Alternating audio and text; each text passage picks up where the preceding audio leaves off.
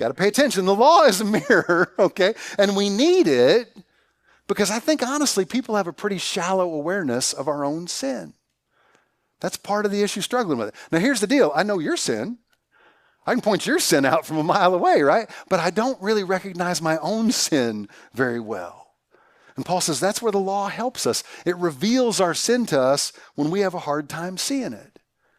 And so he starts right here, first person, using himself as an example. He says, take me, for instance. He says, in my life, I have coveted other people's stuff. That's what coveting in the Bible is. It's wanting other people's stuff. And that's beyond even physical possessions. I want somebody's status. I want somebody's title. Coveting in the Bible is sinful when it breaks relationship, right? With either the Lord or with other people. We use coveting in the English language. It's not always bad. I've heard people say before, well, I'd covet your prayers. That's not bad, right? You're wanting those prayers. But coveting in the Bible is sinful if it leads to broken relationship.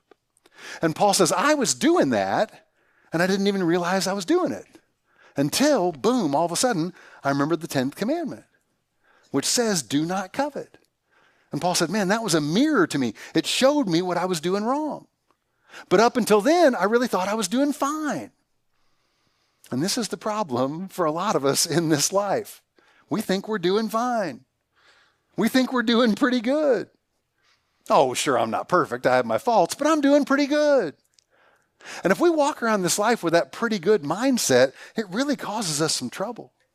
Because we'll start to excuse some pretty horrible behavior on this planet.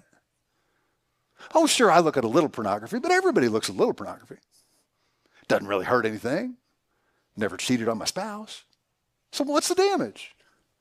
We start walking down that path. That's dangerous. Oh, I got a little tipsy last night. We were out drinking, but I mean, it wasn't a big deal. I drove home, but it was only a couple miles. I didn't hit anything. And you see how we start to excuse that kind of behavior? That gets really dangerous. Yeah, I was driving along and somebody turned in front of me. They didn't have their turn signal on. So I pulled up next to him, stoplight, and rolled my window down, cussed him a blue streak, held my gun up. And it's just, we start ignoring stuff like that because we think, well, I'm pretty good. No,